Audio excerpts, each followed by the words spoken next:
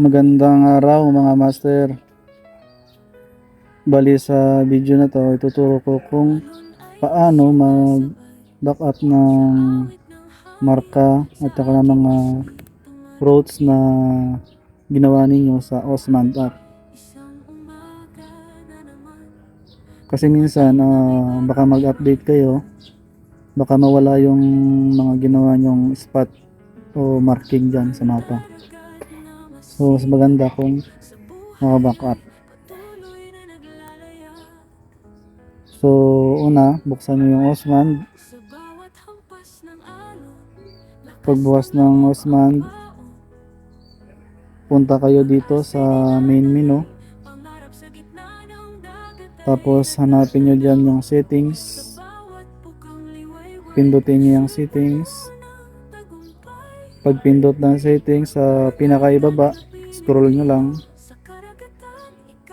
Makikita nyo dyan ng export to file. Pindutin natin yan ng export to file. Tapos pag pinindot mo yon, may lalabas dyan na pagpipilian. Settings, my places, and resources. Tapos ang kailangan natin dyan ay my places lang. So dito sa gilid, lagyan natin to ng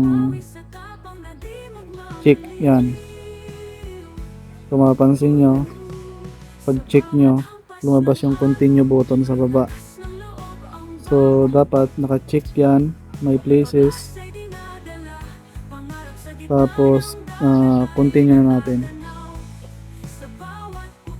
Pag pindot mo ng continue, lalabas yung Gmail app. Minsan wala yan dyan, kaya kailangan mong pindutin dito sa gilid, scroll mo yan para lumabas yung Gmail app. So pindutin natin yung Gmail.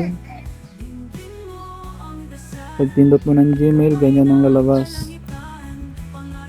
Isisend lang natin ito sa sa email mo rin o sa email ng friend mo.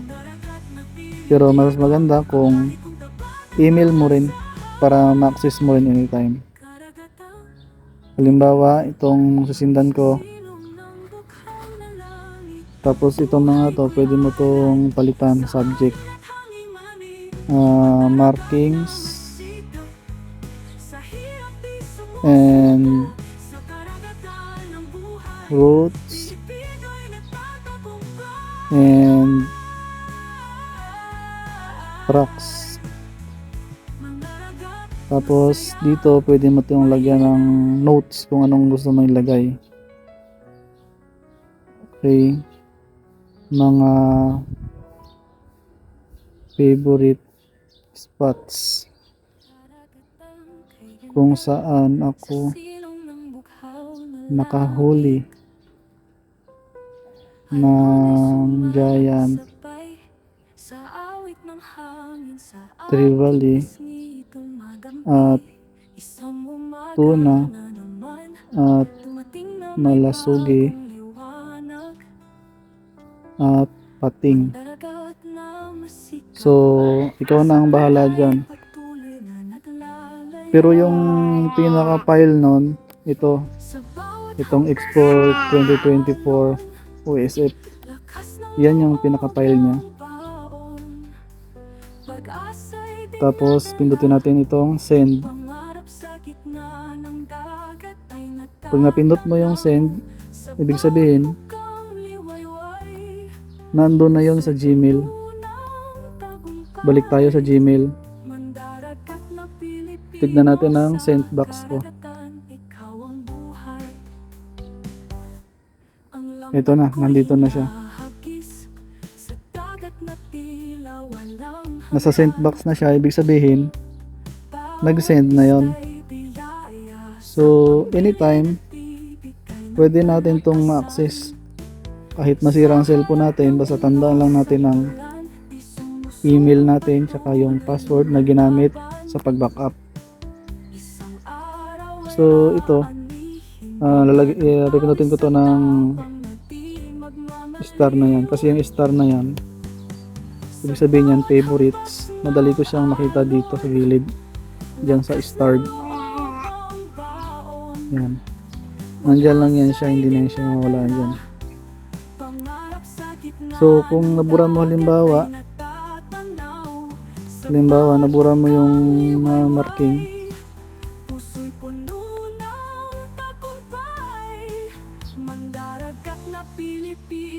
halimbawa, nabura mo yan, wala na siya.